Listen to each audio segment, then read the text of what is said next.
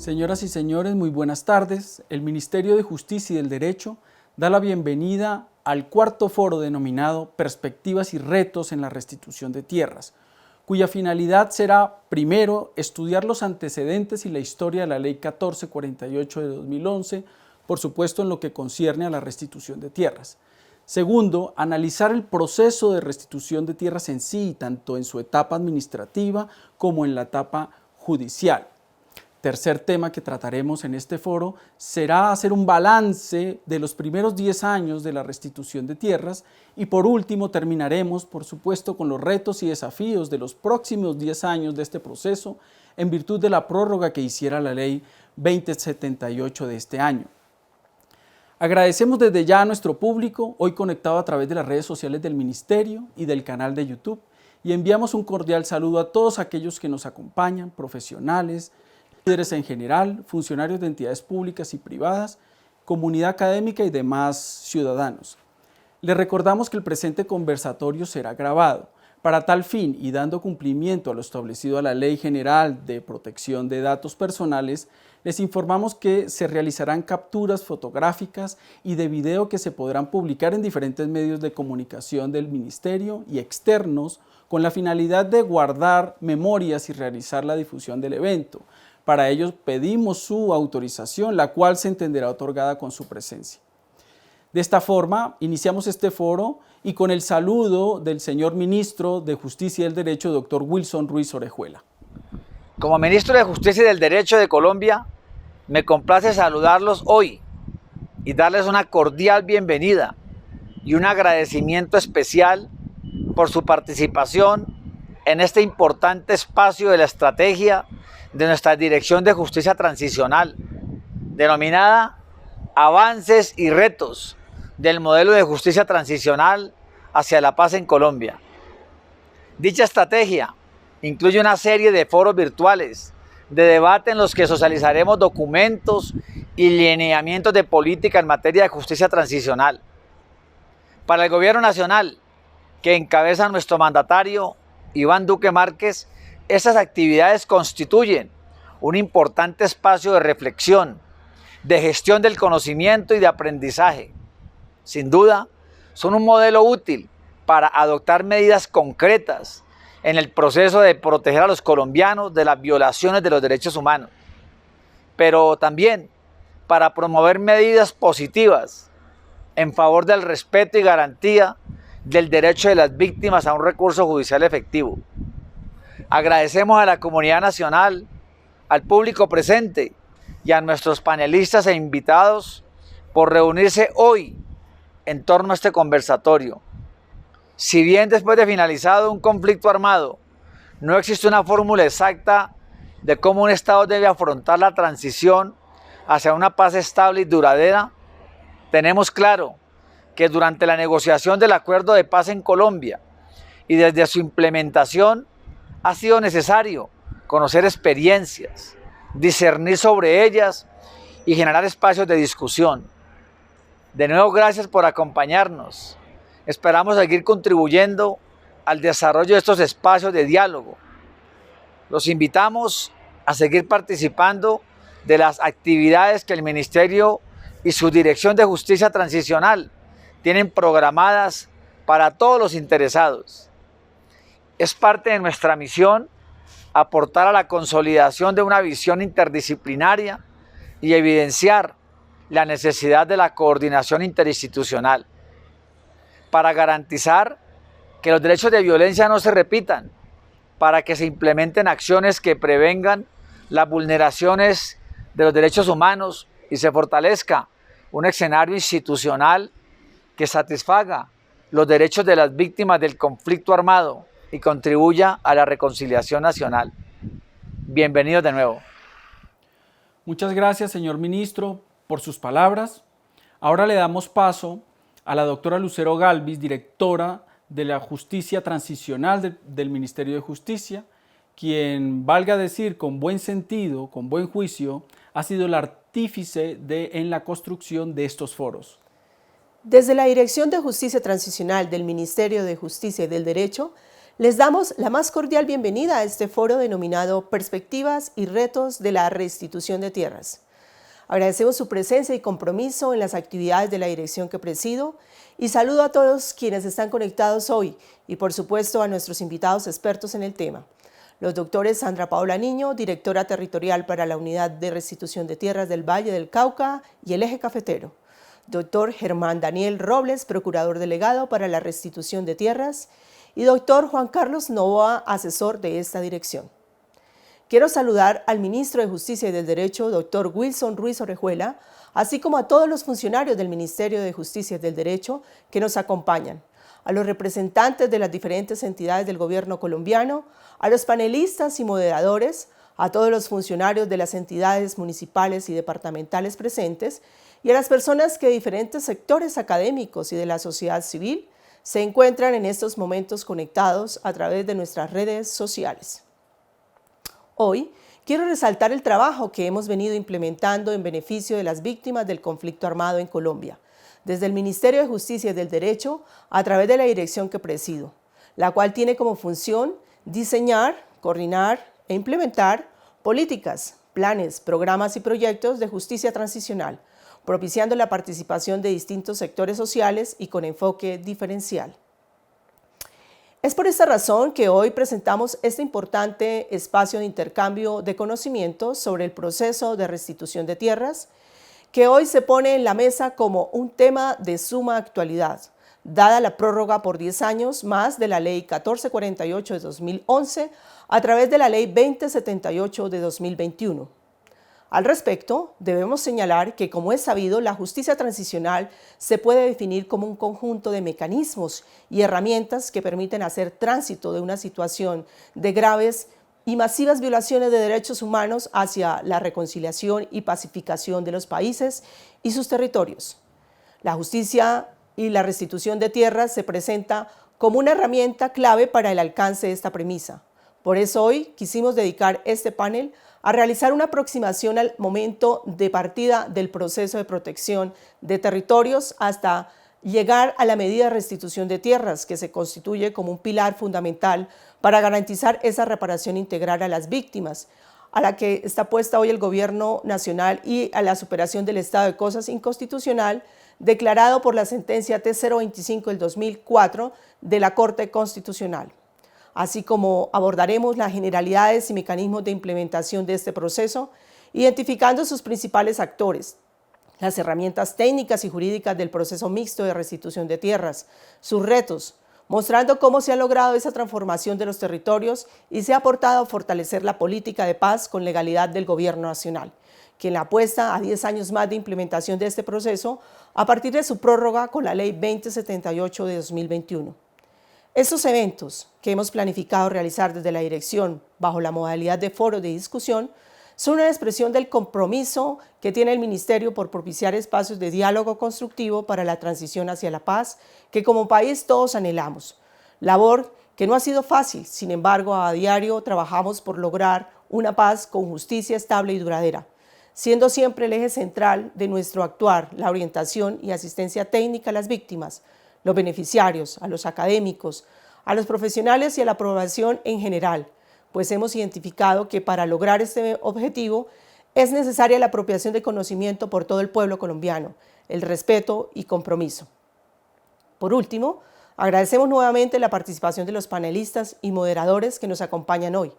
Nos sentimos muy privilegiados y honrados de contar con verdaderos expertos y expertas en el campo de la justicia transicional que sin duda presentarán valiosos aportes para el mejoramiento y la implementación de nuestro modelo de justicia transicional. Esperamos que este sea un espacio muy interesante de conocimiento y debate. Por eso, a quienes nos siguen por redes sociales, los invito a participar muy activamente del próximo y último foro de esta estrategia de transferencia de conocimiento de la Dirección de Justicia Transicional, que hemos denominado Avances y Retos del Modelo de Justicia Transicional hacia la Paz en Colombia, que se compone de 5 foros virtuales y que dan apertura a su foro número 4, Perspectivas y Retos de Restitución de Tierras. Sin más preámbulos, les reitero la bienvenida a este foro, confiando en que este espacio se generen reflexiones que los motiven a trabajar en la construcción de la paz en el país. Gracias y bienvenidos. Para la realización de este foro, contamos con la presencia de dos grandes juristas, expertos y especialistas en la materia de restitución de tierras.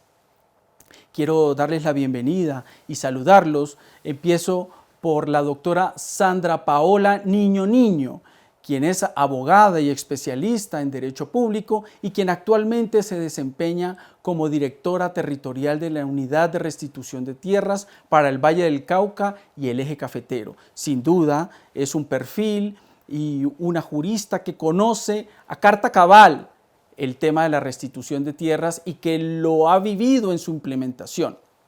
Y por otro lado, contamos con la presencia del distinguido doctor Germán Daniel Robles Espinosa, quien hoy ocupa el cargo de Procurador Delegado para la Restitución de Tierras. Él, especialista también en Derecho de Tierras, nos nutrirá y nos compartirá sus experiencias y conocimientos desde la vista del Ministerio Público, vista muy importante en lo que concierne a todo este proceso de restitución de tierras.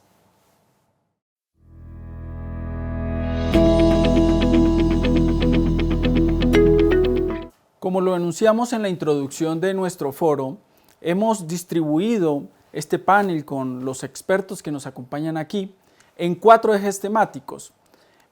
El primero concierne a todos los antecedentes y todos aquellos aspectos que antecedieron a la Ley 1448 del 2011, que hoy la reconocemos como la ley insigne o hito en estas materias de restitución de tierras. Pero es importante para nuestra comunidad jurídica y para nuestra comunidad en general que conozcan cuáles fueron esos antecedentes, si hubo previamente otras normativas, si este tema de la restitución de tierras también obedece a otro tipo de circunstancias o políticas internacionales o de principios internacionales. Y pues para ello tenemos aquí a la doctora Sandra Paola Niño, directora territorial de la Unidad de Tierras, y el doctor Germán Robles como Procurador Delegado para la Restitución de Tierras. Entonces les pregunto a ustedes, doctores, ¿cuáles fueron esos antecedentes que terminaron en la confección, visión y filosofía de la Ley 1448 del 2011? Doctora Sandra. Bueno, gracias, doctor. Yo creo que un punto de partida importante podría ser a partir de la protección patrimonial que se establece con la Ley 387 del 97. Esta ley marco en materia de desplazamiento forzado, digamos, da los primeros lineamientos para que el Estado entendiera quién era víctima de desplazamiento forzado, y adicionalmente en su artículo 19 ya reglamenta que se debe implementar un registro de protección de tierras en donde se lleve la relación de todos los predios abandonados en el marco del conflicto armado. Adicionalmente también le carga una obligación al Estado en la medida de implementar mecanismos para impedir cualquier tipo de enajenación respecto de los predios. Entonces yo creo que ese es el primer punto de partida importante, la protección patrimonial. Posteriormente viene una serie de decretos reglamentarios, tenemos el 250, el Plan Nacional de Atención a Población Desplazada, tenemos el 2007, y a partir de eso se da un desarrollo jurisprudencial muy importante. Yo creo que la sentencia Hito, que marca también un punto importante en la historia, es la T025 del 2004. Esta sentencia, por primera vez la Corte Constitucional reconoce el estado de cosas inconstitucional en materia de desplazamiento forzado y refiere que hay una violación masiva, sistemática y continua de violación de derechos humanos a la población desplazada. A partir de esto, la Corte Constitucional pues refiere toda una serie de autos de seguimiento en donde ha implementado unos lineamientos para la política pública en materia de desplazamiento forzado. Por ejemplo, un auto muy importante en materia de tierra sería el 08, en donde dice que se debe reformular toda la política de tierras en materia de desplazamiento forzado. Ya posteriormente podríamos dar un salto también, digamos, a lo que viene siendo la Ley 1448, pero todo esto, digamos, se estructura sobre unos fundamentos importantes de derecho internacional de los derechos humanos, que son los principios DEN y los principios Piñeiro. Estos principios dan, digamos, unos lineamientos para que el Estado entienda que no solo vamos a hablar de una reparación, sino de una restitución con un enfoque transformador, bajo una voluntariedad, y adicionalmente que si la persona no tiene esa voluntariedad de retornar, pues el Estado deberá implementar unas medidas de compensación y además que debemos contar con un órgano independiente para implementar esas medidas, que en ese caso sería la Judicatura especializada en materia de restitución. Entonces creo que son unos antecedentes importantes en materia de protección patrimonial que nos llevan a lo que hoy ya tenemos ya como tal la materialización de esa restitución de derechos. Muy bien, doctor Robles. Muy bien, como dice la doctora Sandra, todos esos antecedentes normativos y jurisprudenciales, pero además alimentados con una normatividad internacional, permiten al gobierno nacional de su momento la aprobación de esta ley que, a pesar de haber sido una iniciativa del gobierno nacional, compromete al Estado colombiano en general. Esto no es una obligación que queda en cabeza exclusivamente del gobierno nacional, y es por eso que la ley 1448 es un hito histórico, como lo decía el doctor Juan Carlos, porque es, digamos, el gran ejercicio para lograr reconstruir y reparar la deuda histórica que se tenía con las víctimas del conflicto armado, especialmente y como su medida principal de reparación, cuál es la restitución de tierras, producto del abandono y el despojo forzado de las tierras en Colombia. Es así como, una vez aprobada la ley, es el Estado colombiano el que se encarga de su aplicación, y por eso encontramos una jurisdicción civil especializada en restitución de tierras. Realmente es un hecho muy novedoso que de pronto muchos colombianos no conocen, pero existe en Colombia una jurisdicción especializada en restitución de tierras con tribunales, 5 tribunales a lo largo y ancho del país, y más de 50 despachos judiciales donde hoy las víctimas pueden acudir inicialmente a la unidad de restitución, pero posteriormente a una jurisdicción especializada de restitución de tierras. Es por esto que el Estado colombiano, asimismo, aparte de la rama judicial, obviamente la rama legislativa que se encarga de su aprobación, y el gobierno nacional a través de todas sus instancias, han venido consolidando lo que es la aplicación de este principio importante que era reparación a las víctimas del conflicto armado. Y esto, pues, más adelante lo miraremos en el balance que estamos haciendo, pero particularmente la Procuraduría General de la Nación, por ejemplo, adopta una oficina del más alto nivel, como es una Procuraduría Delegada para Restitución de Tierras y una Procuraduría Delegada para atención a las víctimas, producto de esta ley 1448.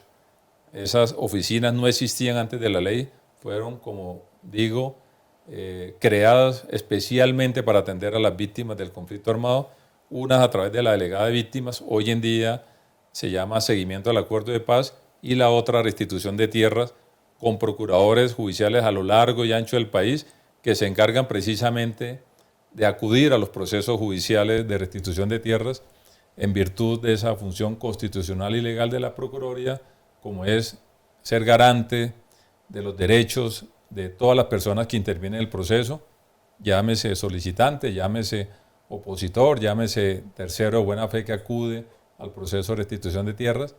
Pero el mensaje claro del Gobierno Nacional y el Estado en general fue haber adoptado esta ley que hoy nos permite tener instancias administrativas en la unidad de restitución de tierras, pero también la instancia judicial, cosa que no ocurre, digamos, en muchos de los aspectos del acontecer diario de la vida colombiana, como es la reparación a las víctimas.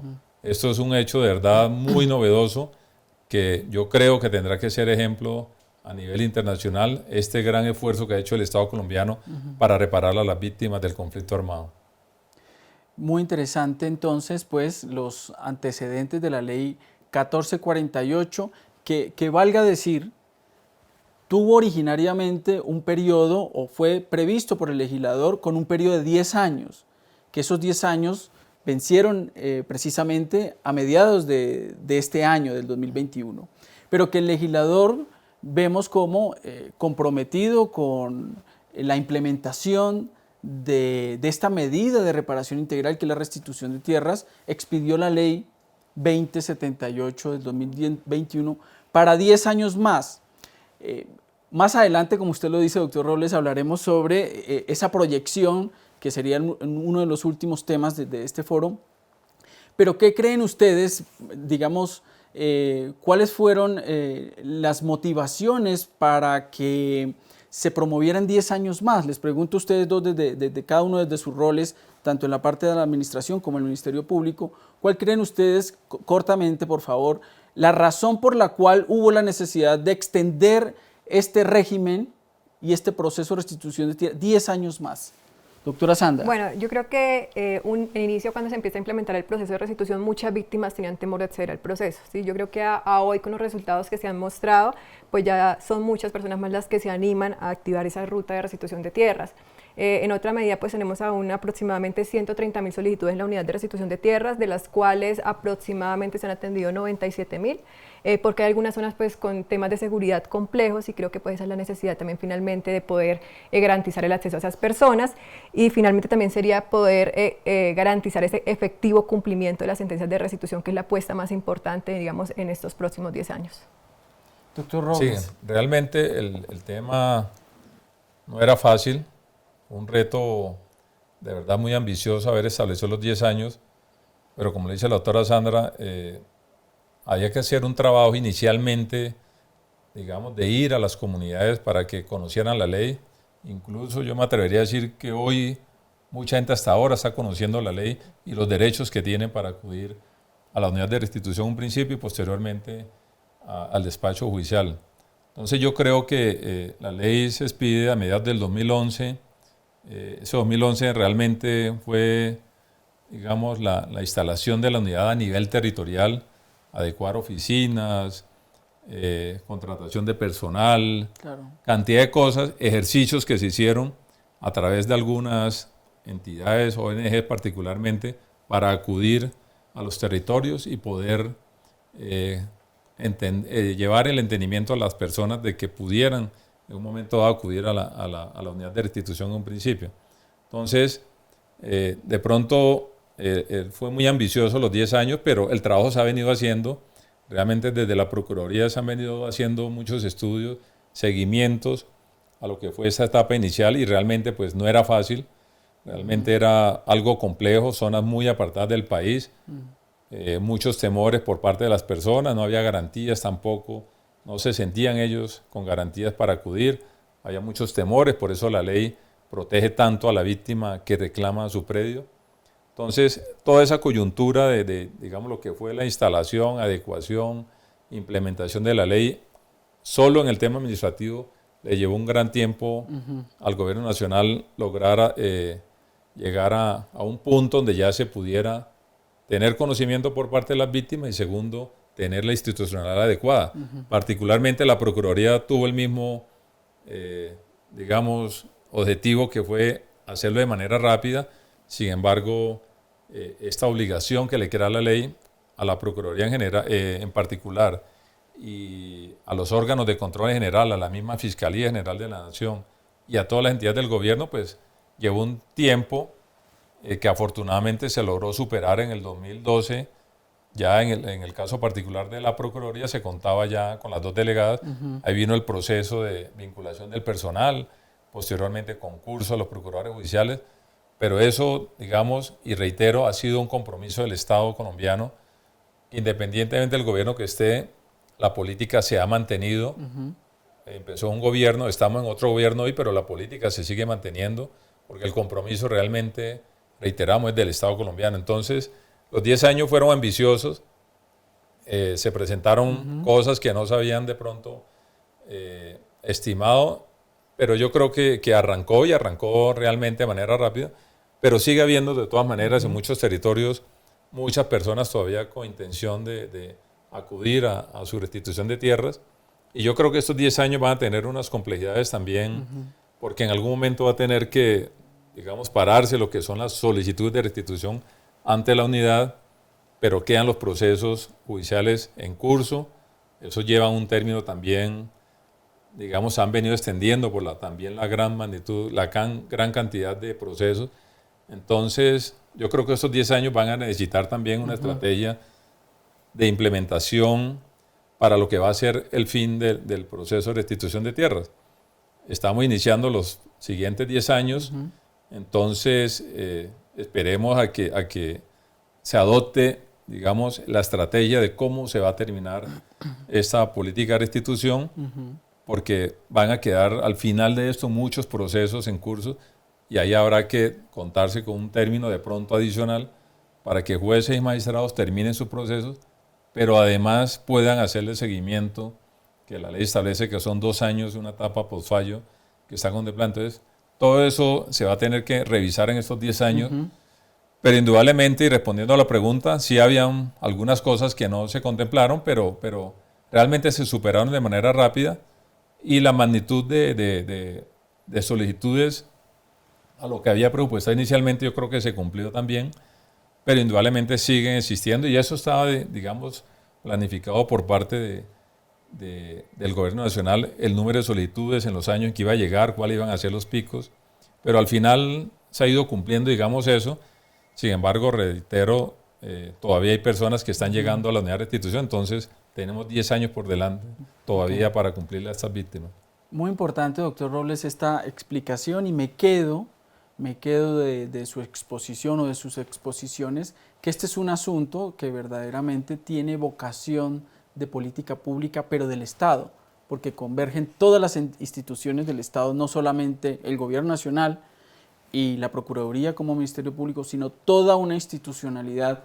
Y me quedo entonces con que, como usted bien lo ha dicho, esto trasciende la política pública del gobierno de turno y se instala más bien como política de Estado.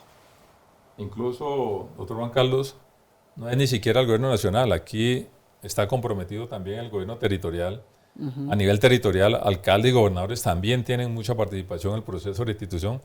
Al final del proceso tendrán unas obligaciones también ordenadas por jueces y magistrados. Entonces, fíjese que está comprometido el Estado completo y el gobierno nacional particularmente, que mucha gente pudiera creer que esto es responsabilidad del gobierno.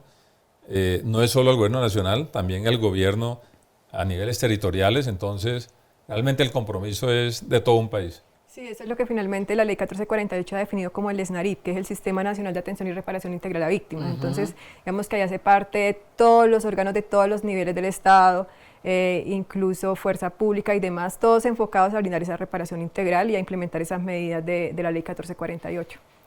Muy bien. Incluso hay una mala percepción de lo que es el cumplimiento de las órdenes, porque en principio todo el mundo acude a la unidad de restitución como si fuera la unidad de restitución la obligada a cumplir las órdenes.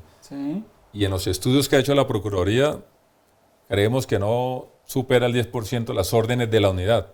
Es decir, el 90% de órdenes son de distintas entidades, las cuales están comprometidas en la ley, porque la ley le dijo a todas las entidades que deberían adoptar en sus estructuras administrativas una adecuación para que atendiera la ley.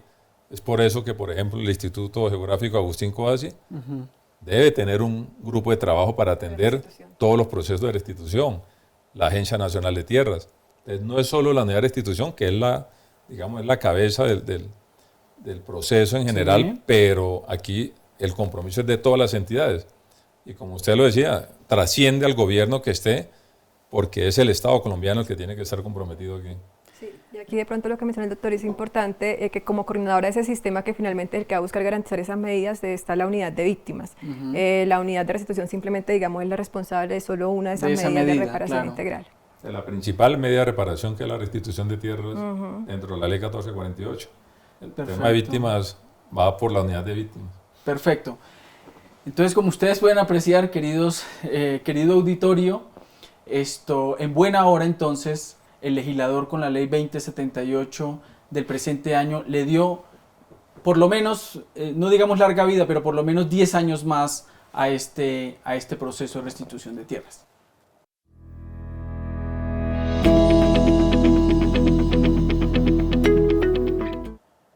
Continuando con nuestro panel sobre perspectivas y retos en la restitución de tierras, nos vamos a concentrar ahora, o más bien vamos a descender a una parte medular de la restitución de tierras y es el proceso precisamente, su proceso como tal, tanto en lo administrativo como en lo judicial.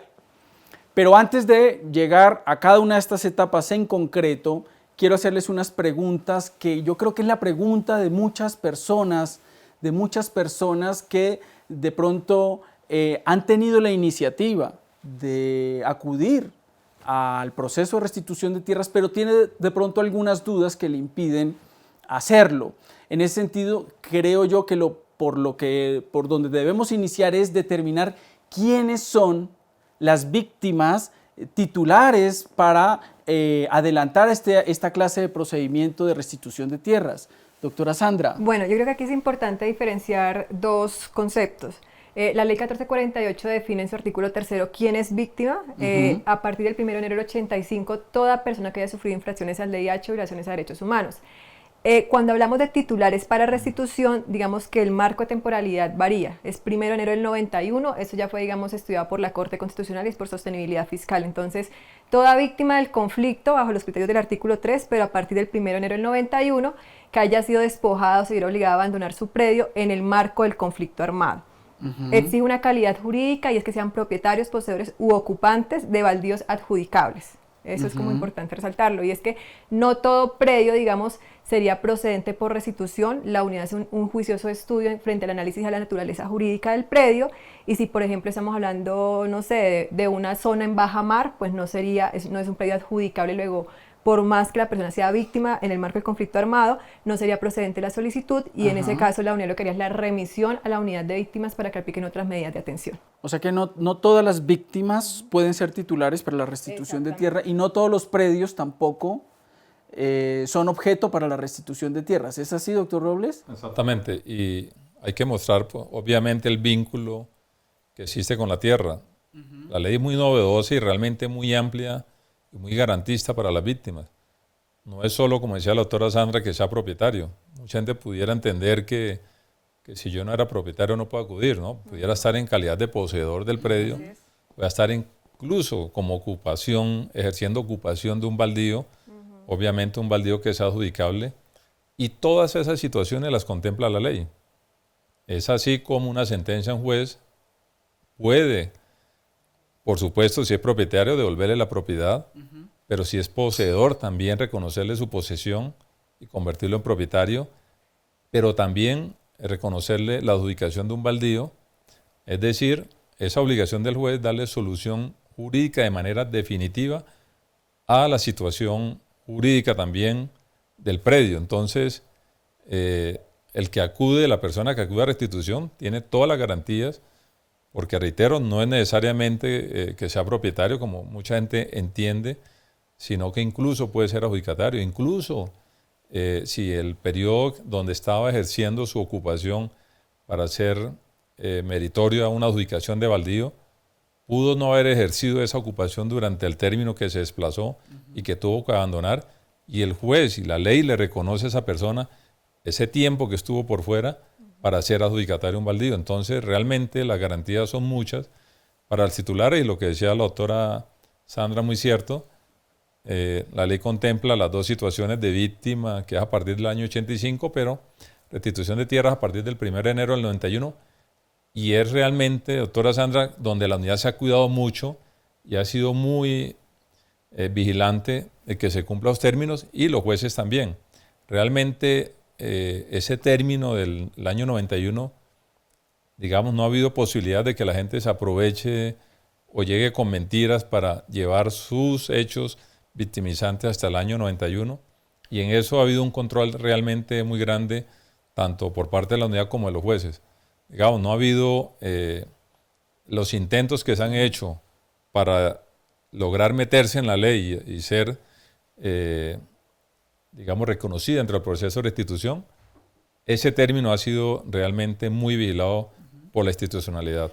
Y sobre este tema, doctor Robles, sobre este tema, pues dada el carácter garantista que trae la ley 1448 y el procedimiento como tal, pues muy probablemente, y de acuerdo a su experiencia, muy probablemente ustedes habrán tenido casos donde hay gente que se quiere aprovechar y hacerse pasar por víctima para tener o ganarse algún predio. ¿Qué le pasa? Primero les quiero preguntar cómo se filtra, usted está hablando de cómo se filtran esas supuestas víctimas, ¿no? ¿Y qué les pasa cuando se les detecta?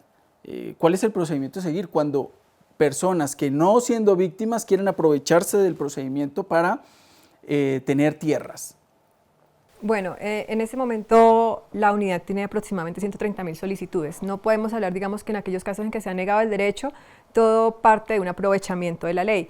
Tenemos aproximadamente 97.000 resueltas y de esa un promedio de 66.000, un poco más, casos que no cumplían con requisitos. Entonces, no en todos los casos es un aprovechamiento, porque a veces pasa que las personas confunden, digamos, la misionalidad de la unidad de restitución y acuden para que se les resuelva un conflicto en materia de tierras, conflictos de temas herenciales, o simplemente si es una víctima en el marco de conflicto armado, pero que pierde su predio con anterioridad a, digamos, a ese marco de temporalidad que establece la ley.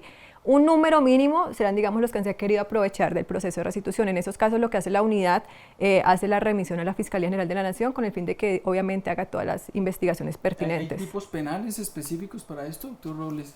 Además, sí, la ley, a pesar de ser tan garantista para las víctimas, digamos, también hubo zanahoria y garrote, porque creó el tipo penal donde esas personas que pretenden aprovecharse de unas condiciones justificando unos hechos victimizantes y manifiesten alguna falsedad, la misma ley trae unos tipos penales para ese tipo de conductas de estas supuestas víctimas que acuden al proceso de restitución.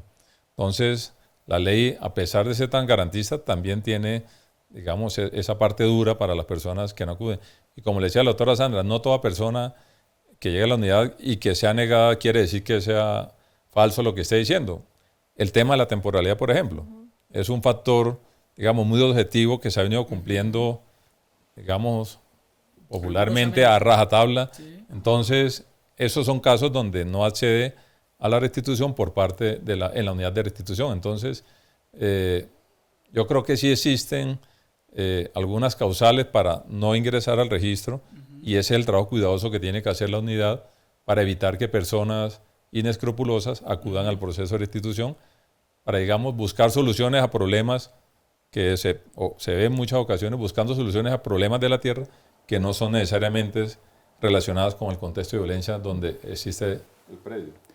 Y volviendo a las víctimas que verdaderamente, podríamos decir, tienen derecho a la reclamación de sus predios, de los cuales fueron propietarios o poseedores u ocupantes, como lo hemos explicado acá, hay una inquietud, y es sobre la temporalidad o la demora en los procedimientos. Sabemos que la justicia padece de un problema endémico, y es de la congestión judicial, pero esta, como es una jurisdicción especialísima, novedosa, nueva, nos hemos encontrado con casos en donde a unas víctimas se les reconoce más rápidamente que a otras. ¿A qué se debe que en unos procesos sean más rápidos que otros? Doctora Sandra, usted que lidera la dirección territorial y ha tenido esa experiencia, ¿cuáles serían las razones? Bueno, hay varios aspectos por tocar. El primero, la unidad, digamos, la ley 1448 establece una figura que es la microfocalización. Entonces, lo que definiera que de manera gradual y progresiva podíamos llegar a todo el territorio nacional, no de manera, digamos, total, cubríamos todo el territorio, sino con nuestras 16 oficinas, 24 sedes, íbamos a atender ciertas zonas en donde teníamos condiciones de seguridad. Entonces, define una figura que es la microfocalización, que eso implica que nos reunimos en un comité operativo con fuerza pública, unidad de restitución, procuraduría, para determinar zonas que cuentan con condiciones de seguridad para implementar el proceso, condiciones de seguridad para un retorno y densidad de solicitud. Entonces, una vez convocamos ese comité operativo, definimos, vamos a microfocalizar ese sector, y solo a partir de ese momento, digamos, se contarían los términos para iniciar el estudio de la solicitud. Entonces, como unidad puedo tener un universo amplio de solicitudes, pero solo entra a trabajarlas una vez cuento con esos criterios para microfocalizar.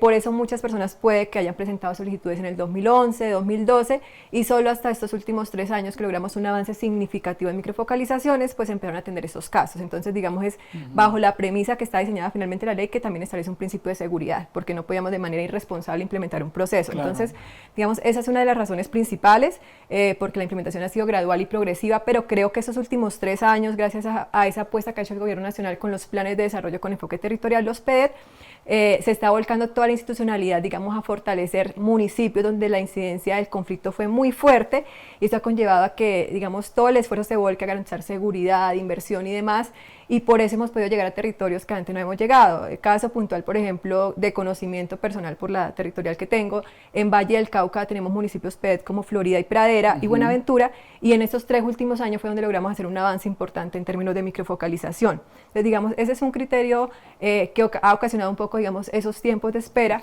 Y otro sería también lo que mencionaba el procurador hace un momento, y es con referencia, digamos, a la complejidad también de documentar los casos. La unidad, digamos, no exige ningún tipo de requisito para presentar una solicitud, simplemente la identificación de la persona, y partimos, digamos, de esa declaración que hace y empezamos a documentar todo el contexto de violencia, la calidad jurídica, y eso conlleva obviamente a un desgaste institucional, a pedir información a otras entidades que muchas veces, aunque la ley ha establecido un término de 10 días para brindar la información, pues muchas veces de pronto no es tan ágil porque es, digamos, mucha la misionalidad de esas entidades. Entonces, eso a veces hace un poco más demorado el proceso. Eso es lo que conlleva.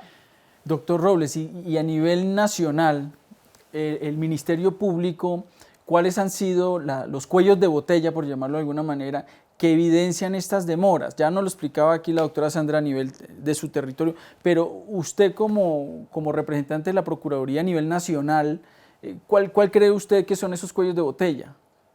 Hay un punto que tocaba la doctora Sandra y es el tema de la microfocalización. Incluso antes de eso hay macrofocalización. Fue un acto muy responsable realmente del legislador haber establecido estas instancias previas al proceso de restitución. Estábamos enfrentando a unas situaciones de despojo y abandono de tierras muy graves en Colombia por parte de distintos actores armados. Por lo tanto, haber iniciado esto en zonas de mucho conflicto, porque entre otras, y es una particularidad de la ley, se inicia un proceso de restitución y básicamente en términos generales un proceso de reparación a las víctimas en el marco del conflicto armado. Y eso no era fácil arrancarlo. Por eso, sabiamente se crean unas instancias de macrofocalización, microfocalización, que es básicamente vincular a la fuerza pública al proceso de restitución de tierras y que ellos, digamos, nos den un aval. No significa que estemos supeditados, algunos críticos a la ley pretenden descalificar diciendo que la ley no avanza porque la fuerza pública no lo permite. No, es un acto de responsabilidad con las víctimas. No es con más nadie, sino con las víctimas. No podíamos arrancar procesos de restitución en zonas de mucho conflicto, que la persona retornara y fuera objeto nuevamente de hechos victimizantes. Entonces, estas instancias han generado algo del cuello de botella. Mucha gente presenta la solicitud de restitución ante la unidad y pretende que inmediatamente se le estudie, pero previamente, como decía la doctora Sandra, se requiere esa instancia de microfocalización que incluso es donde ve uno la actuación del Estado en general, cómo es la unidad, la Procuraduría, la Fuerza Pública, todos poniéndonos de acuerdo. Obviamente el insumo fundamental de ese comité operativo local es el informe de seguridad que presenta la Fuerza Pública, que vale la pena hacer el reconocimiento también a la Fuerza Pública, cómo han tenido también que ajustar sus estructuras, tanto ejército como policía, la misma Armada Nacional. Todos han sido comprometidos en esta política de restitución y ellos son los que nos dan en esos comités operativos locales los insumos. Entonces, mucha gente dice, es que no me avanza el proceso. Resulta que en su zona no se afectó a la microfocalización, que es la que nos va a permitir garantizarle a esa víctima que una vez se efectúe su retorno tenga las condiciones de seguridad para volver. Y realmente la ley arrancó por zonas muy violentas, Córdoba, Sucre, Bolívar, la zona del Carmen de Bolívar, Montes de María. Ahí arrancaron el grueso de los procesos de restitución y esos procesos, digamos, ya se surtieron, ya las víctimas han retornado, están en los proyectos productivos ahora, pero si eso no se hubiera tenido la precaución que estableció el legislador, esto hubiera sido de pronto algo mucho más complejo, mucho más revictimizante para las víctimas, haberlos retornado a zonas donde el orden público no se estuviera garantizado por parte de la fuerza pública. Entonces, eso es un gran, digamos, no lo pudiéramos llamar cuello de botella, pero sí la gran molestia de algunas personas, porque esa instancia de seguridad hay que cumplirla. Luego, en el proceso de restitución, como decía también la directora de la unidad del Valle, se encuentran muchas complejidades. Ese es un proceso que hay que construirlo de cero. La víctima Es más, en muchos casos la víctima simplemente llega ya a la unidad y les dice, yo vivía en tal sitio y la unidad lo acompaña. A veces no hay ni siquiera una información catastral, hay que construirla. Toda esa complejidad ha llevado a que los términos en muchas ocasiones no se puedan cumplir. Pero realmente es que son trabajos complejos. Colombia tiene una historia catastral, digamos, también en deuda, y ha sido la unidad a la que le ha tocado, digamos, crear una oficina catastral para poderle cumplir a la víctima, lograr identificar un predio. La víctima se fue hace muchos años, no recuerda muchas veces ni dónde eran los linderos. Entonces, todo ese trabajo complejo lleva a que esos términos que fueron también muy ambiciosos por parte del legislador no se cumplan en muchas ocasiones, pero realmente un proceso que inicia de cero. Hay procesos donde la persona llega con su documentación y es fácil identificarlo, hay otros donde necesariamente hay que empezar de cero. Entonces, todas esas situaciones son las que llevan a que esos términos de la ley no se puedan cumplir en un momento dado en la etapa administrativa. Claro. Por supuesto, en la etapa judicial hay otras complejidades que más adelante pudiéramos tocar. Claro, claro. Pero sigamos con la parte administrativa, que digámoslo así es como la primera etapa que tiene este procedimiento, digámoslo así, sui generis, en lo que concierne a la restitución, en lo que concierne a la restitución de tierras. Y para eso le hago una pregunta, doctora Sandra, usted que lidera ese tipo de procedimientos administrativos, explíquenos un poquito al auditorio cómo funciona o cómo es el trámite más bien de la etapa administrativa de este proceso. Bueno, en principio, digamos, la ley establece un término de 60 días, prorrogables hasta por otros 30. Pero algo importante que mencionaba el procurador y es la seguridad y la sostenibilidad del proceso. Entonces, desde el inicio del proceso buscamos que toda actuación que hagamos sea bajo una condición de seguridad tanto para nuestros colaboradores que van a implementar el proceso y que finalmente el resultado sea sostenible. Entonces, no simplemente llevar a la víctima como resultado de ese proceso, sino que además evitemos cualquier tipo de revictimización. Y hasta hoy ha pasado así. Nosotros lo que hacemos es recibimos la solicitud, tenemos un equipo interdisciplinario conformado por abogados, profesionales del área social y profesionales catastrales, como mencionaba hace un momento el doctor Robles, y ellos hacen, digamos, toda la conformación de un expediente, porque, digamos, también importante mencionar, se establecen esas dos instancias, administrativa y judicial, con el fin de evitar que llegara todas las solicitudes a la etapa judicial y colapsara también el sistema. Entonces, como ese primer filtro para mirar requisitos, hacemos la documentación del caso, determinar si la condición de víctima, digamos, se cumple, si la calidad jurídica, aportamos las pruebas, pero como mencionaba, ellos no deben aportar ningún documento, sino que nosotros tenemos que buscar los títulos, entrar a buscar testimonios. Hay herramientas que han sido también finalmente perfeccionadas por la Unidad de Restitución de Tierras, como el documento de análisis de contexto, que digamos es un medio de prueba importante que utilizamos, y este documento, digamos, es el que ayuda a reforzar todo el caso, y lo que hace este documento es como identificar en una línea de tiempo los actores que hicieron presencia en el territorio, los actores armados, digamos, las tipologías de despojo que se dieron para poderlo amarrar al caso. Entonces, una vez hacemos, digamos, todo ese encuadre, entramos a valorar esos requisitos de la titularidad. Si se cumplen, inscribimos en el registro. Pero también otro factor importante... Perdóneme, doctora, esa primera parte termina con una decisión, con un acto administrativo en donde se registra el predio. En el registro de tierras despojadas. Pero aquí otro elemento importante, y es que la ley ha dicho, debe identificarse, individualizarse el predio jurídica y materialmente. Entonces, en esa medida nosotros debemos tener un folio que lo identifique, si es baldío, ordenamos la apertura del folio de matrícula, y también la identificación en terreno. Entonces, sabemos todos muy bien, digamos, la desactualización que hay información en materia cartográfica. La unidad cuenta, digamos, con unas herramientas muy tecnificadas para poder hacer la identificación en territorio, y eso se hace con acompañamiento del solicitante en terreno y con un acompañamiento supremamente, digamos, relevante, que es el acompañamiento de la fuerza pública que está en todo el proceso. Vamos, medimos el predio, y sobre ese predio es que se va a llevar, digamos, la reclamación ante un juez. Entonces, eso también, digamos, hace un aporte importante de la restitución, y es que estamos contribuyendo a esa actualización en materia cartográfica en las bases de datos, porque lo que pasaba normalmente es que se compraba, digamos, a cuerpo cierto. Entonces, yo pensé que compré 100 hectáreas, pero realmente no eran 100, sino eran 70, y hemos encontrado con que una es el área que está en el folio matrícula, otra área en la escritura, y otra área la que el reclamante piensa que tiene. Entonces, digamos, entrar a conciliar todas esas áreas, pues ha sido, digamos, un un esfuerzo muy importante en la entidad y creo que además es ese valor agregado, ese plus que ha aportado la ley, es tener todo un personal ya formado en esta materia y especializado, digamos, para que en un futuro la unidad, digamos, llegará hasta ahí su funcionamiento, pero podrá aportarse en otras instancias del mismo Estado, con ese personal que se ha formado. Hay un tema, doctor Robles, que se desprende de lo que se explicaba en la primera parte de los principios internacionales, los principios Piñeiro, y es uno que tiene que ver con el enfoque diferencial, ¿sí? Que además de esa novedad y de esa especialidad de la ley, que veo que fue bien concebida, bien pensada, ¿cómo opera ese tema del enfoque diferencial? Es decir, los que se presentan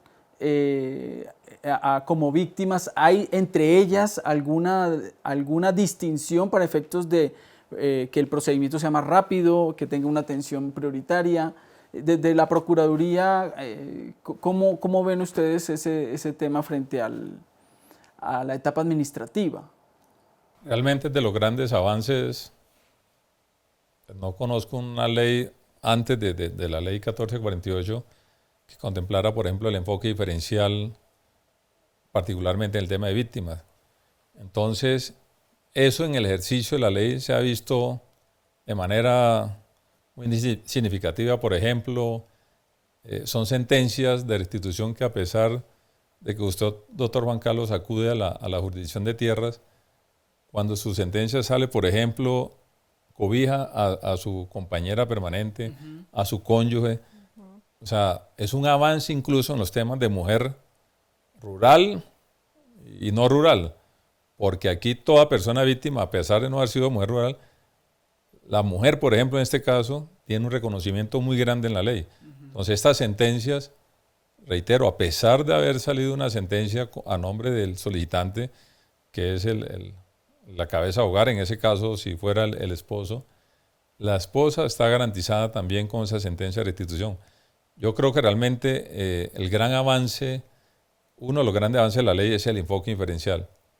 Y eso se está notando ahora cada vez que nosotros hacemos estudios en toda la política de restitución de tierras, pero también temas ahora de mujer rural, que la Procuraduría, con la política que ha llegado la señora Procuradora General de la Nación, que quiere dar un enfoque muy fuerte al tema de la mujer. Ahí está el tema de la mujer rural, pasada mujer rural, y creo que este tema de la ley 1448, particularmente en el tema de las mujeres, ha sido un avance inmenso y por eso ha sido instrucción de ella que trabajemos muy fuertemente en eso y se pueda mostrar, porque esa es la otra que mucha gente no conoce, las garantías que tiene la mujer en esta ley 1448. Entonces yo creo que realmente es un avance muy grande el tema particularmente de la mujer en las sentencias de restitución de tierras. Quiere decir que si la persona, el hombre, es el que acude allá, no puede, digamos, el momento en que tenga su tierra que fue obtenida y posteriormente abandonada o fueron objeto de despojo por parte de grupos al margen de la ley, ese hecho victimizante no solo se reconoce al hombre, sino que cobija a la mujer y es ella la que, cuando sale la sentencia de su juez, también le reconocen haber estado al lado de su esposo sufriendo estos hechos victimizantes y se han visto casos de, al momento de que ocurre la sentencia, ya no comparten la pareja, entonces aún así esa mujer tiene derecho a la tierra que está otorgando el juez de restitución de tierra. Entonces son avances muy grandes que tiene la ley, reitero, es muy novedoso esto y por eso nosotros desde la Procuraduría, con el tema de la mujer, que es el que tanto está haciendo énfasis la señora Procuradora, estamos trabajando para que el país conozca realmente esto y fortalecer muchísimo más lo que es el papel de la mujer en el proceso de restitución de tierra.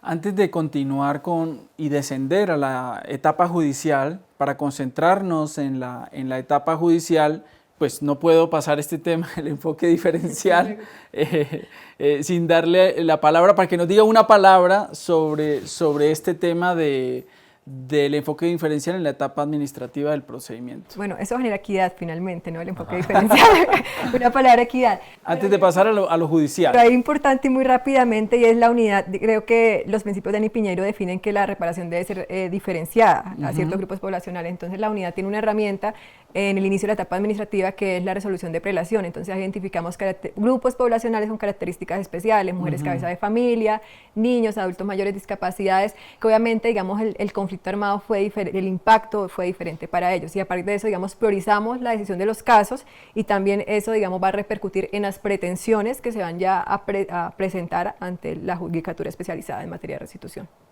Doctor Robles, usted como Ministerio Público en el proceso ya judicial, ante la jurisdicción, valga la redundancia, explíquenos un poco en este procedimiento cuáles son los alcances de las sentencias, que usted nos habló hace un momento, tanto los jueces como los tribunales, cuál es el alcance, cuáles son las medidas, o le pregunto de manera más específica, ¿siempre termina con restitución de tierras o hay otras medidas para reparar integralmente la víctima reclamante? No necesariamente, obviamente la restitución sí es jurídica o material, como decía la doctora Sandra, pero en muchos casos se va detrás de una reparación integral, obviamente el reconocimiento de su territorio, en el caso de consejos comunitarios, por ejemplo, pero la sentencia de restitución no necesariamente termina con el retorno o la restitución material o jurídica del predio. Esa es una de las tantas medidas porque realmente hay una institucionalidad muy grande que tiene que, a partir de ese momento, ejercer su función para reparar a las víctimas. Decía hace un rato, entidades territoriales, municipios, gobernaciones que tienen que ir al proceso de restitución en virtud de la orden que da el juez. De las reparaciones que ordena un juez son muchísimas, de distinto orden. Yo creería, Sandra, que hay sentencias de más de 20 órdenes, o sea, no solo la restitución, por supuesto ejemplo, que es la principal.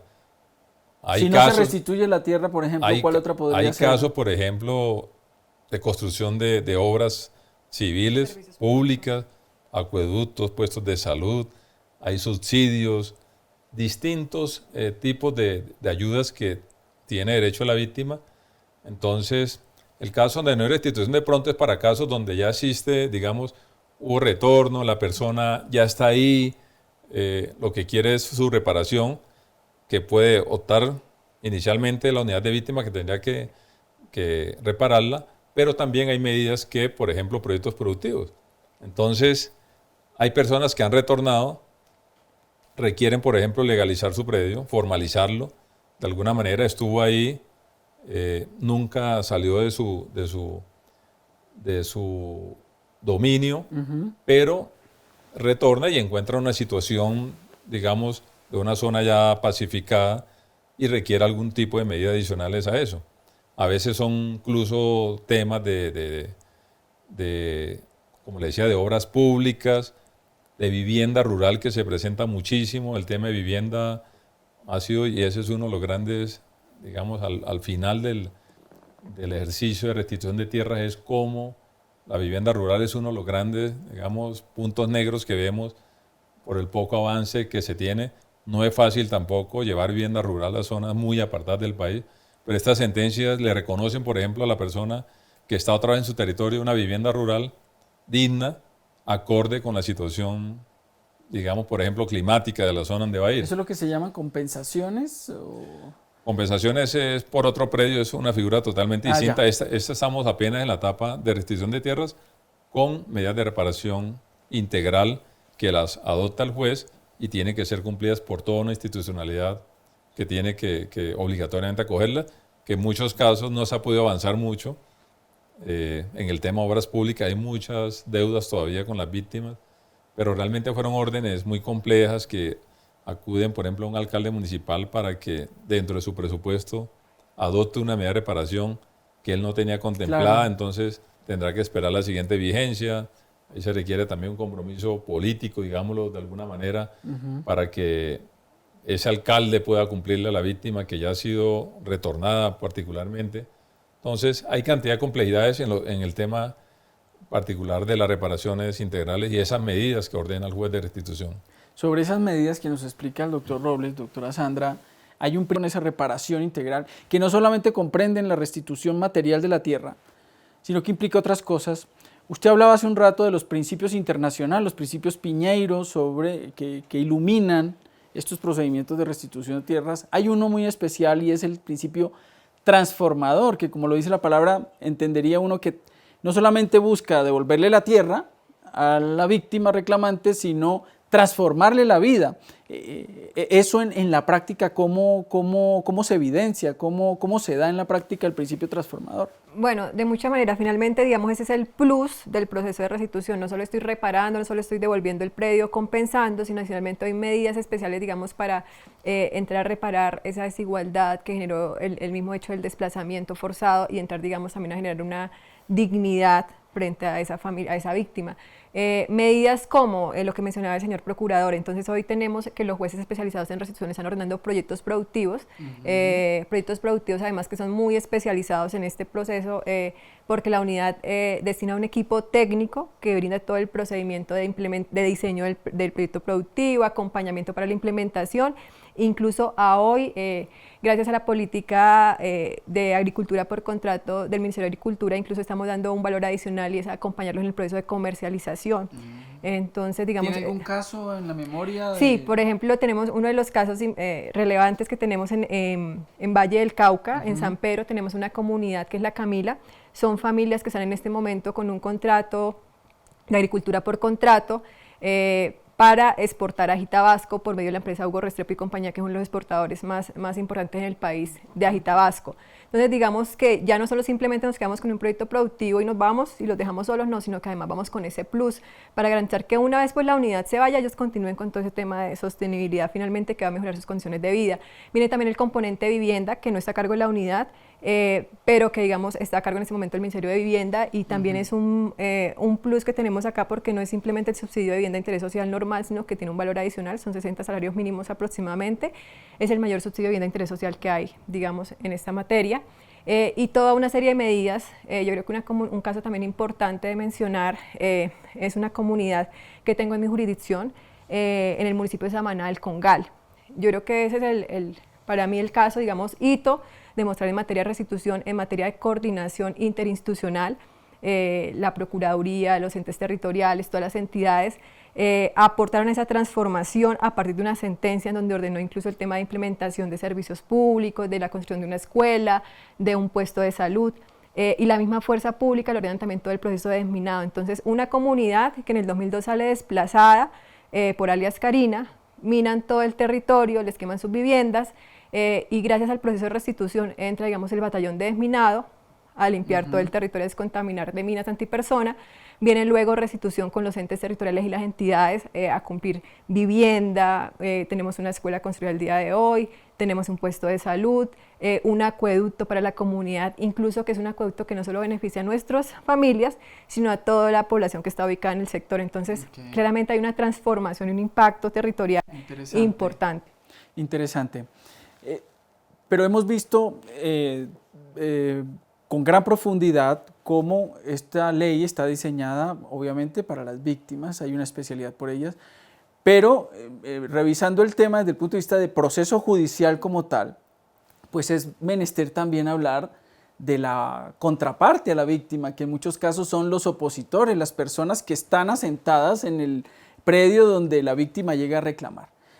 Les hago una pregunta y de pronto vamos poniendo un poco más álgido el tema en materia del procedimiento judicial, y es, doctor Robles, ¿usted considera que ese proceso judicial garantiza verdaderamente la igualdad, para utilizar un término que se utiliza en derecho penal, igualdad de armas entre la víctima y el opositor que se encuentra en el predio que se reclama?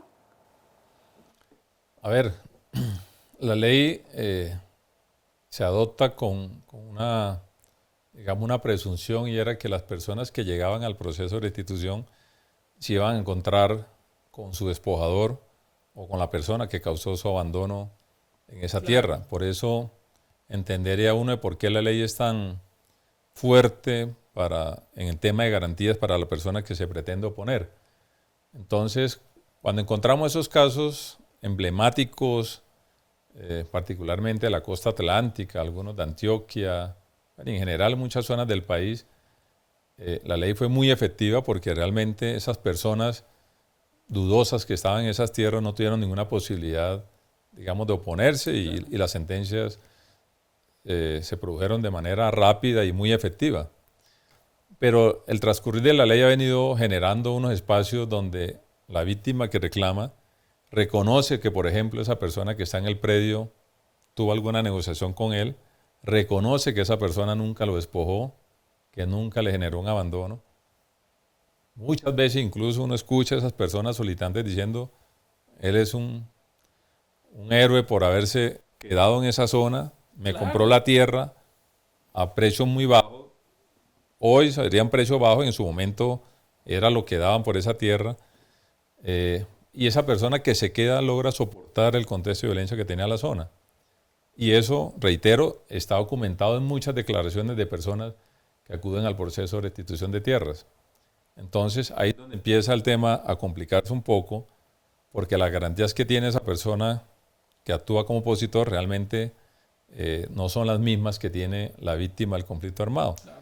Entendiendo que esa persona que está como opositor también puede ser víctima del conflicto armado, pudo haber sido incluso objeto de muchos hechos victimizantes, sino que en muchas ocasiones no tuvo para dónde irse y logró soportar el contexto de violencia que tenía la zona. Entonces, ahí es donde el proceso de restitución empieza a coger otros matices y encontramos una persona que va a tener que devolver su tierra con todo el legítimo derecho que tiene la víctima que acude al proceso de restitución, pero que realmente ella sí se encuentra de alguna manera desprotegida, y para eso la unidad tuvo que adoptar mecanismos como por ejemplo el de los segundos ocupantes, que no está contemplado en la ley, pero la práctica de esto generó que tuviera que... La realidad fue muy dura, encontrar a personas que tenían que irse de la tierra. Reitero, muchas manifestaciones del mismo solicitante diciendo, esa persona que está ahí, ayúdenle con algo. Claro. O incluso el solicitante que acude al proceso de restitución muchas veces cree, o le hicieron creer que él iba detrás de una plata que le iban a dar para una reparación. Entonces, cuando él se encuentra que lo que le van a quitar es la tierra, a su amigo, a su compadre, a su vecino que está ahí, entra un choque también, digamos, y en esto hay que hacer un reconocimiento. El solicitante, el campesino solicitante y el opositor campesino es muy honesto y ellos lo reconocen dentro del proceso. Si ellos tuvieran mecanismos alternativos de solución de un conflicto, ellos, estoy seguro, acudirían a ellos, porque ellos no pretenden generar... Pero la ley no lo permite, la ley no lo permite la conciliación, por ejemplo. No lo permite por la misma razón. Creo que se pensó que todos los predios que iban a ser objeto de restitución estaban en manos de grupos al margen de la ley, de personas que se aprovecharon. Y realmente esos casos están documentados, se conocieron, se siguen conociendo, pero hay muchos casos que no son de esa magnitud como se creyó en la ley. Entonces, yo creo que ahí es donde empieza la ley ya a generar algunos malestares, algunos inconvenientes, grupos de opositores asociándose para defenderse, porque no entienden cómo ellos logran soportar un contexto de violencia en una zona muy dura, y hoy en día una ley les dice devuelva la tierra y ellos tampoco tienen para dónde coger. Entonces, esa dinámica ha generado mecanismos, por ejemplo, de los segundos ocupantes, que yo creo que hay muchas cosas por hacer todavía ahí. Ojalá algún día se pudiera conciliar a ese campesino contra campesino que se encuentra en el proceso judicial. Para nuestro auditorio hay que decir que este proceso tiene la particularidad de que es de única instancia, es decir, no se puede apelar la decisión como tal. Si bien tiene un recurso de revisión, no goza de segunda instancia como ocurre con la normalidad de los procesos.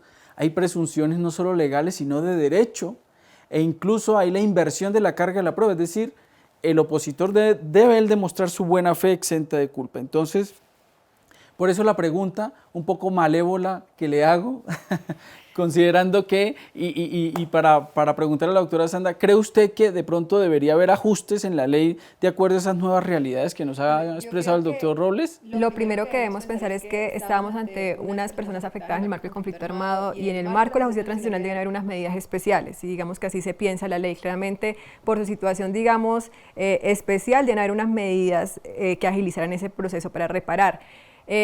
Ha sido un proceso dinámico, digamos, partimos de unos criterios muy claros en la ley 1448, pero con el pasar, digamos, de los años, como menciona el señor procurador, hemos identificado situaciones particulares con diferentes contextos en los departamentos, y eso ha llevado a que se expidan diferentes acuerdos a nivel interno, incluso jurisprudencialmente también ya hay, digamos, unas líneas, ya no solo estamos hablando de la buena fe exenta de culpa, sino en algunos casos con ciertas condiciones o características del opositor. Estamos hablando de buena fe simple, y también, digamos, el tema de segundos ocupantes eran unas medidas especiales, digamos, para evitar la implementación del proceso o implementarlo bajo un enfoque de acción sin daño. Yo como Estado implemento una política, pero no causa ninguna afectación mayor en territorio. Entonces, es un proceso que yo lo podría definir como un proceso móvil que está mejorando cada vez, y vamos, digamos, a medida de la marcha tomando, digamos, nuevos criterios jurisprudenciales y reglamentaciones a nivel interno para evitar cualquier tipo de afectación. Eso es como... Bueno, doctor Ángel, usted toca el tema y esa inversión de la carga de la prueba,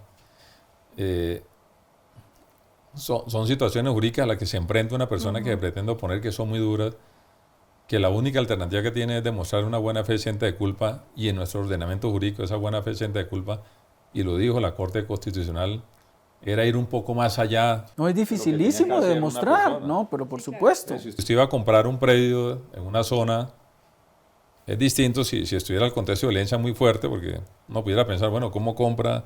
¿Cómo va a entrar si la zona es fuerte? Como Córdoba, por ejemplo. Exacto, pero hay zonas donde ya el contexto de violencia había sido superado, el conflicto había disminuido, la persona llega a comprar y hoy en día solo le queda la buena fe exenta de culpa. Quiere decir que eso en términos prácticos sería haber acudido a la Defensoría del Pueblo para que le certificara si existía un contexto de violencia muy fuerte ahí, a la alcaldía municipal, a distintos órganos, y eso hoy uno lo entiende en la ley 1448, pero antes de eso no existía. Claro. Entonces es la gran inquietud y el gran interrogante que queda es ¿qué va a pasar con esa responsabilidad que muchas personas le están endilgando al Estado colombiano? Porque hoy en día defenderse de eso, imponerle una obligación como haber ido a determinar, a investigar, a indagar sobre la situación de conflicto que existía en la zona donde está el predio, pues es una carga que la estamos manifestando hoy, pero en ese momento no existía. Entonces ahí empiezan temas jurídicos a complicarse, inversión de carga a la prueba, buena fe exenta de culpa, son temas muy complejos, y el mecanismo alternativo de solución de conflictos, que no en todos los casos, pero nosotros desde la Procuraduría siempre hemos creído que eso pudiera presentarse, por supuesto, que esa conciliación eventual que se pudiera dar estuviera acompañada por parte de la Procuraduría, por parte de la Defensoría del Pueblo, y que esa conciliación fuera sometida a una aprobación por parte del juez de la instancia judicial, exactamente. Claro, personalmente creo que, digamos, podría ser una alternativa adicional, siempre y cuando hubieran unos criterios muy claros definidos de en qué caso sería procedente o en qué zona, de acuerdo a los contextos de violencia. Digamos, pensaría que siempre y cuando estén unos criterios muy definidos y muy estrictos, se podría agotar esa opción o viabilizar esa opción con acompañamiento del Ministerio Público, Procuraduría, y ya ir como en un control de legalidad ante los jueces. Creería que sería como ese. Un juez revise eso y el juez tenga la voluntariedad que lo que se hizo en una instancia anterior lo puede avalar, pero con toda la tranquilidad de que esa persona que está conciliando no está siendo presionada por el despojador detrás de él o le estén amenazando para que concilie. Es una figura que yo creo que tarde o temprano va a tener que explorarse en la ley para que esto no pierda legitimidad, porque la gente queda inconforme, claro. Reitero, cuando no ha sido... generar otro resentimiento. Claro, entonces esto es algo que hay que ir pensando en estos próximos 10 años, a ver de qué manera la ley no pierde legitimidad con situaciones particulares. Muy bien, doctor. El tiempo apremia y ya es hora de que pasemos a nuestro tercer eje temático de nuestro foro.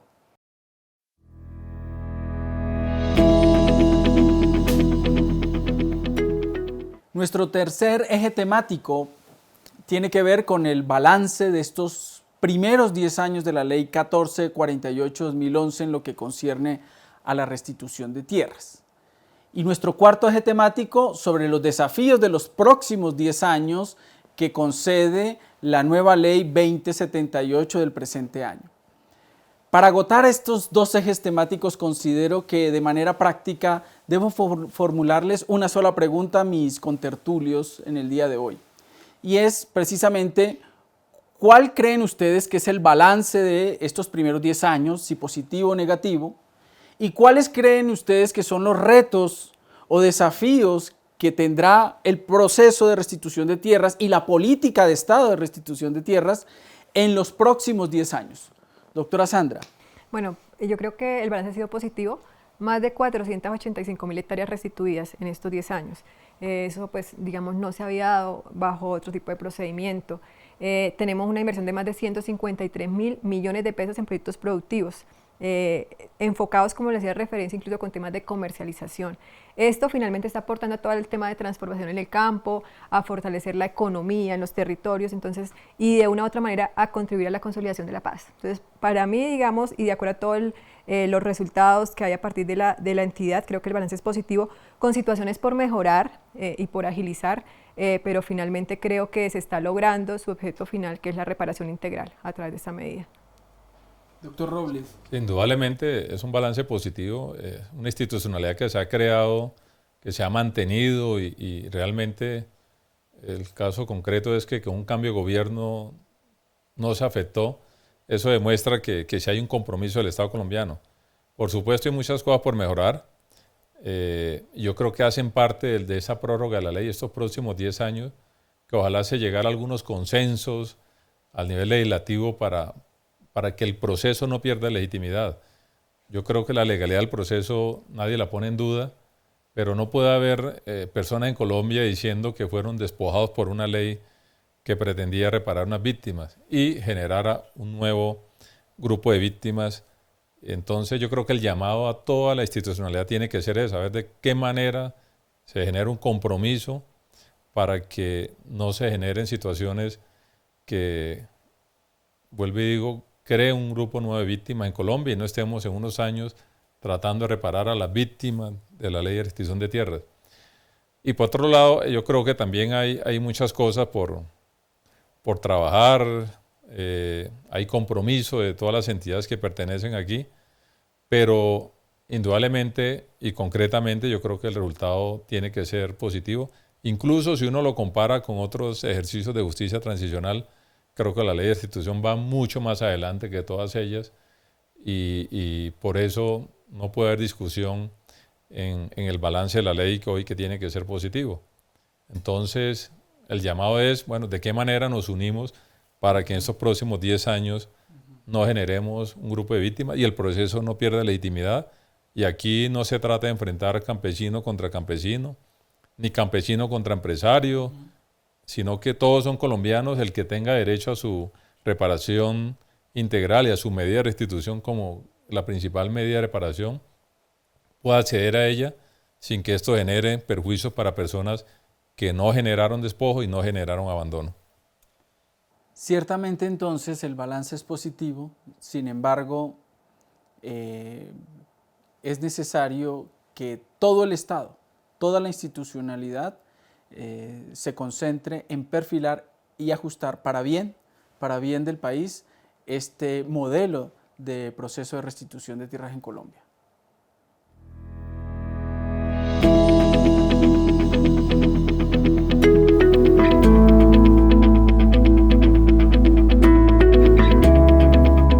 Luego de haber escuchado las interesantes posturas y reflexiones de este foro, me tomo la licencia de concluirlo planteándoles 3 conclusiones en realidad, 3 líneas gruesas a manera de conclusión.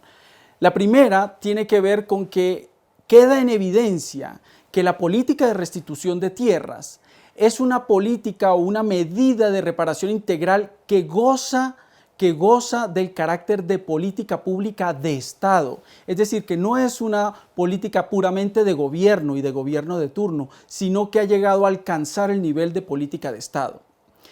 La segunda conclusión que se deriva de esta es, por supuesto, entonces, todas las entidades públicas, todos los actores que tienen que ver con este tema tan importante de la restitución de tierras, como el Gobierno Nacional, el Congreso de la República, la misma Procuraduría General de la Nación, la Unidad de Restitución de Tierras y la Justicia en cabeza de la Corte Constitucional, todas ellas convergen en esta política pública de Estado. Finalmente, y como tercera conclusión, hay que también decir que no obstante los avances que se han logrado en este tema, no hay que desconocer las luces y sombras que quedan sobre el proceso de restitución de tierras. Ese proceso que sin duda será necesario que a futuro luego de las experiencias y los conocimientos que hemos adquirido el día de hoy, que se adquieren por la comunidad jurídica y por la comunidad en general, se busque la perfección en la justicia y en la equidad. Finalmente, queremos agradecer a todos los que nos acompañaron en la realización de este foro denominado Perspectivas y Retos en la Restitución de Tierras. A toda la comunidad jurídica, a los profesionales, a las entidades públicas y privadas que estuvieron presentes y participando sobre esta política pública importante en materia de justicia transicional. Y para ello queremos conocer su percepción sobre este foro y por eso los invitamos a escanear el código QR que aparece en pantalla y diligenciar la encuesta que ahí está. También, por supuesto, queremos agradecer a nuestros panelistas, quienes nos nutrieron el día de hoy con todos sus conocimientos y experiencias sobre este tema tan actual en nuestro país. Nos despedimos formulándoles una cordial invitación para el último foro que se realizará, obviamente coordinado por la Dirección de Justicia Transicional y que se llevará a cabo a finales de este mes. Estén pendientes de la fecha y hora en la página web del Ministerio de Justicia, así como de la Dirección de Justicia Transicional. Agradecemos su asistencia. Feliz tarde para todos.